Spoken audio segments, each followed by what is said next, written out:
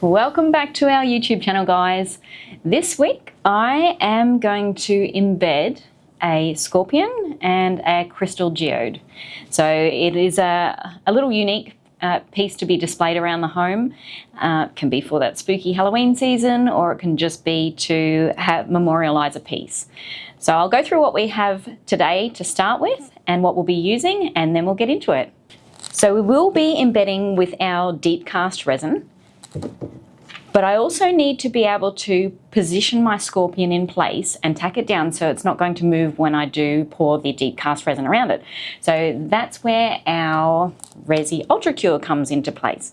So I will also be using the UV curing resin and the UV torch to be able to secure the scorpion into place. Now I do have our scorpion here. Now this guy was ethically sourced, but when he comes to me like this. So there is a little bit of a process involved in getting him to a positioned state, and I will briefly go over that with you as well. We also have our geode that I'm going to put in, and when I sit it in our silicone mold that we have here, it doesn't sit extremely flat. So I also have a little prop of resin that I can actually prop it up with to make sure it's sitting flat, and I'll use that as well as our UV resin to tack it into place. Okay, so going back to how we get our scorpion into place. Now when my scorpion arrives like this, I have to reposition him so he looks like he's in a natural position, and that involves rehydrating him. So it means putting him in boiling water for a few minutes and then letting him sit in damp cloths for a little while longer until the joints are flexible. Once the joints are flexible, I'm able to move them. So I'm able to move his legs, the tail in position, and his arms and pincers.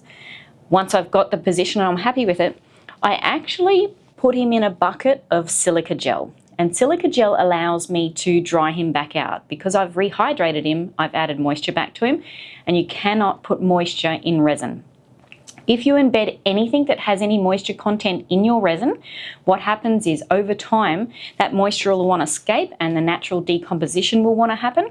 So you end up getting a pocket or a bubble around your object, and then your object will start to basically decompose. So in the immediate weeks after embedding something that has moisture, it might look great, but over time, it'll actually break down and your piece won't look very good at all. So any organic item that you ever put in does need to be dried properly.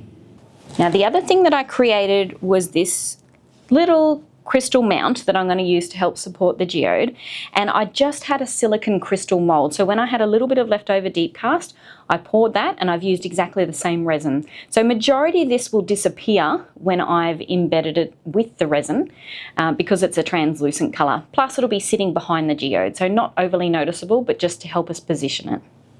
So now it's time to get ready to put our scorpion and our geode in the mold so I can check the positioning of them. I want the geode placed in the base of this mold, but what happens is it wants to rock back. So it wants to lay backwards, and I actually want it sitting up flat. So that's where my little mount comes into play. So what I'm going to be doing is sitting it on the underside in a position where I'm happy with it. So it's flat, just straighten that up. And once I know that position, I want to bring this geode back out and hold that little resin crystal that I made in place, and I'll tack it off with our Resi Ultra Cure. So I know that's where I want my geode, so I'm going to start with that. We're going to pull it out, and we're going to keep our crystal in position. So I know it's going to be on that back side there. So if I'm turning my geode over, I know my rough position is about here. Now I need to put gloves on. Don't forget to wear your gloves, people. And no, I don't need a mask. Okay, I've just popped my nitrile gloves on because I'm going to be working with our Resi Ultra Cure in a second. What I want to do is I want to flip it over, keep that crystal in that position on the back edge here. And then I'm going to use our UV resin, drizzle it down the side of the crystal so it attaches to the back of the geode, and pop our UV black light on it straight away so we can capture it curing. We want to hold this in place until this resin is cured. With our Resi Ultra Cure, it does take a few minutes under the torch, the UV blacklight torch, to make sure it's cured. It's exposure to the UV that has this resin curing. And once I know that that resin's starting to dry, I'll be able to move my hands and then pour a little bit down the opposite side of the crystal to make sure it's tacked onto the geode correctly.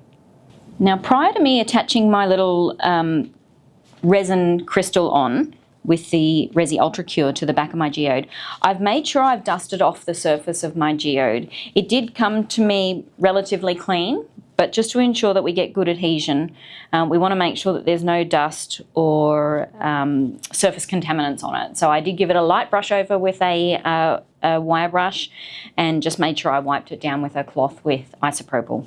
Okay, so that's relatively firm there. It's not completely solid if I was to knock it, but I do want to check positioning because I think it's a touch high.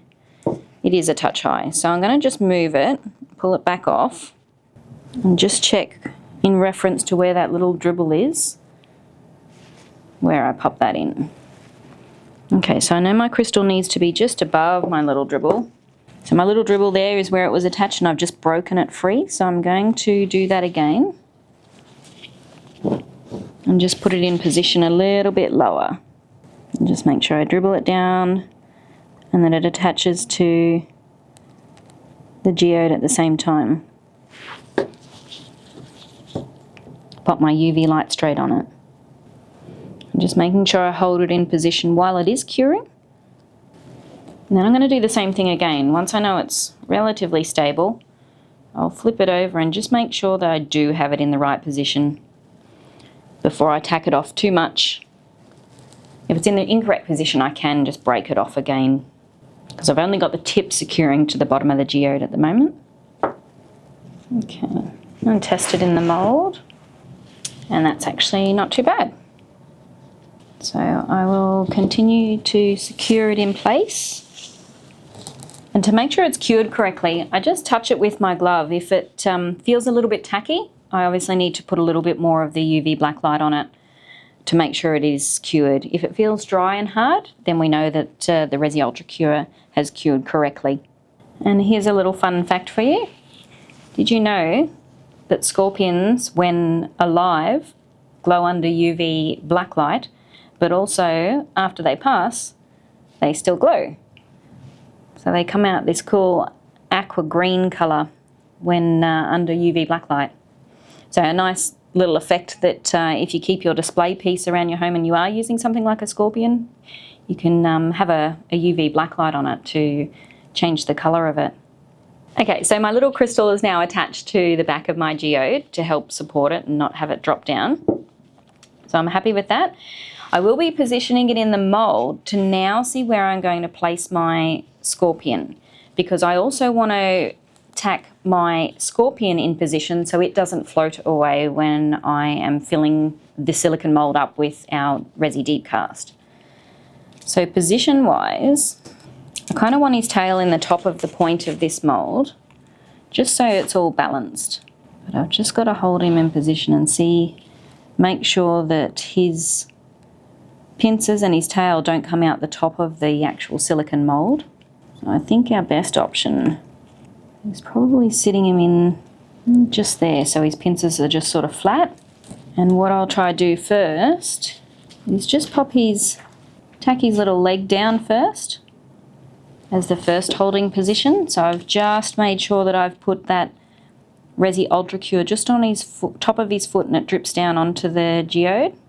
His first foot that's touching the geode. Okay, so that first foot's just tacked on there. But now I want to push him down a little bit and tack the side of his body, left side if I'm looking down on it, and tack that down to the top of the geode as well. So I'm going to dribble a little bit of Ultra Cure down in that area.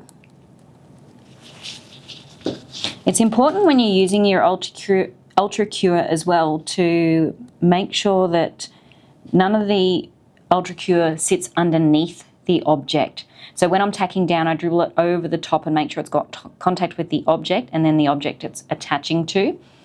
and not putting it underneath the object and then sitting the object on top, because the light's unable to penetrate it, which means it's unable to cure correctly if it doesn't have full UV light penetration. I'm also going to pop his pincer down. Oops, something cracked. But he's still together. You know what else UV resin's good for? If you do manage to break something, you can use it as a glue and tack the parts back together. In the past, when working with scorpions, I've had like a segment of the tail come loose, and I have put a little bit of Resi Ultra Cure on it and joined it together, and you would never notice. Not that we're mistreating our scorpions or anything. I'm just checking those spots that I've poured it are dry. This one's a little bit tacky that's in here. So I'll just change the angle of where I'm putting my torch in, just to make sure I've captured every little bit that's dribbled down. We don't have any loose body parts. Okay. Now, you can see my scorpion is now securely attached. We have our little resin crystal on the back that acts as like a plinth to keep my geode level when I put it into the silicone mould. So I'm confident with the way we've secured our scorpion and our resin plinth that we're right to pop it in the mould and pour away. Just before I do that, I just want to make sure my mould's completely clean. So I am going to give it a little bit of a wipe out with our Resi isopropyl and a cloth, and then we're right to pour in our deep cast. Okay, so I have placed our geode and our scorpion back in my silicone mould, popped it flush with the bottom here, and I have pre-mixed up a container of our deep pour. So I calculated the cubic centimetres that I need to fill this area, and I divide that by 1,000, and that gives me the mils or litres that I require to fill that. So that's how I've calculated what I need. But as for measuring and mixing, please refer to our YouTube video on that for the finer details.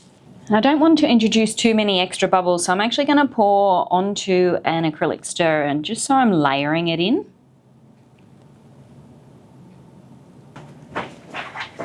And that, people, is how you embed a scorpion. All right. Now I've got our scorpion and our geode completely submerged. With our Resi deep cast, the bubble dispersion on this resin is absolutely amazing. So I've got a lot of fine bubbles at the moment, and I do expect those. And I do expect some of those to come out of the cavity of the scorpion and from around the crevices at the back of the geode.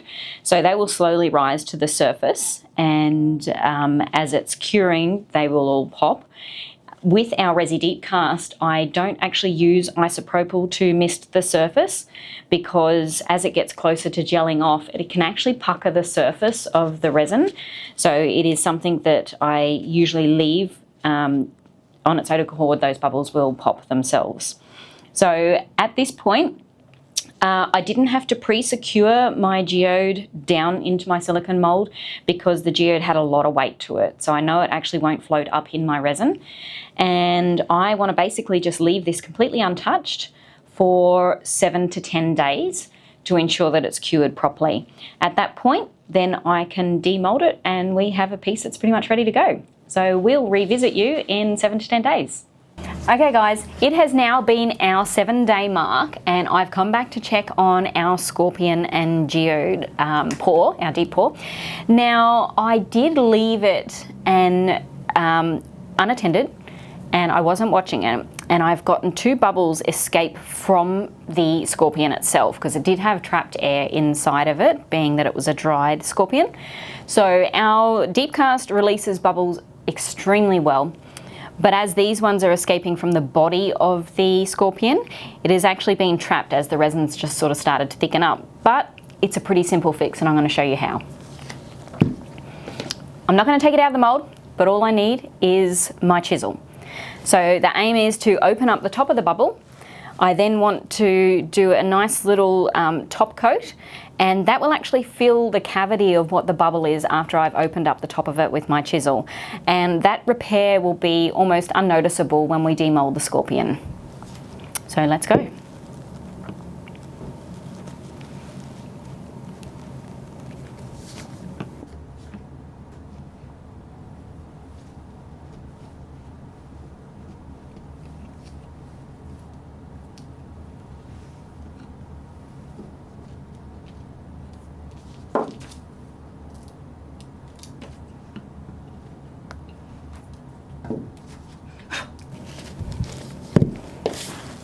Okay, so I've now cleanly opened up those two bubbles, but there's a couple of things to note. I could potentially use a drill bit as well. If my bubble was a little bit deeper under the surface, I would actually use a drill bit and drill down into that bubble to open it up. The only problem is with using a drill bit, or any tools for that matter, is that you do have to ensure that they are extremely sharp. So you want your drill bit to be new, or you want your chisel to be sharp. If you're using blunt objects, you have a chance of chipping away incorrectly, or you also have a chance of melting the resin. And what would happen is if this bubble was below the surface, and I was to drill down with a blunt drill bit, I would actually melt the sides of where the drill's going through, and it would leave like a white channel. You don't want that to happen. If it's a sharp bit, it's actually cutting it away versus melting it. One good way to check, use a little bit of isopropyl after you've basically opened up your bubble. Just give it a little mist and see if it goes relatively clear. If it's pretty much clear, you're right to top it up and fill it up. If it looks like it's got any white in there, you want to either re-drill it or continue chiseling out, because that white will be trapped in your refill. Alright, so I've just dried out the inside of my bubble. This guy is now ready to top back up. So I'm going to do a fine layer over the entire top of this piece. I have like a mil or so of my silicone mold left. So ultimately it'll also act like a little bit of a dome over for this piece. I am still going to use Resi Deep Cast because I do want to stick with the same type of resin, but because I'm using the Deep Cast poured so thin, my usual 7 to 10 days of curing is going to be extended. That 7 to 10 days is usually when you are pouring it at depth, and we can make sure we get those exothermic currents happening, and we can make sure that we get it curing at the correct rate. But because we're pouring it thin, it will take a little bit longer, so we do have to allow for that. Okay. So I've mixed up a small batch of our deep cast. If you want to refer back to our mixing video to get the tips on how to do so, please have a look at that one. And I'm ready to pour it out now. I'm going to ever so slowly just dribble it into that hole so it doesn't trap any further bubbles. I just want it to slowly fill.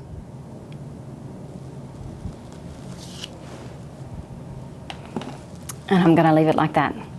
So there's some fine bubbles in this mixture, that's from me mixing it up, but I am very confident that the bubbles will release extremely well. Nothing is now going to escape from the scorpion because it's already embedded in the resin and that has cured.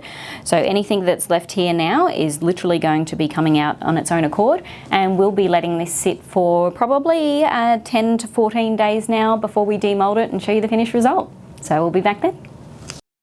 Hi guys, welcome back.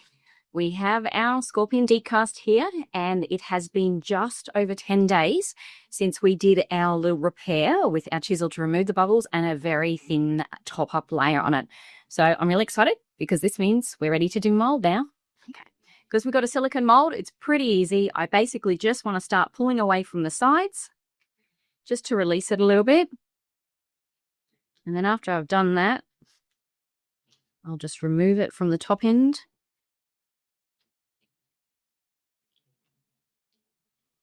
Roll it back. And this is the most satisfying part about having a silicone mold, is that your project's pretty much ready to go as soon as they come out. And the aim for this little guy is to be a really cool mood lamp. Just got him on an LED light base here. So this is something that you can keep as a feature in your home, but also basically make it a mood light and make it a little bit more functional. With the fact that we have our scorpion, if you're using your UV black light, he will still glow under UV black light too. So if you were to rig up your own little setup with a UV black light instead of a color changing LED, you could also have the cool effect of your scorpion glowing if you happen to use a scorpion for your deep cast. All right, guys, thanks for joining us again. If you have any comments about how I've gone about this piece, please leave them below. Also, make sure you subscribe and check us out next time. See you later.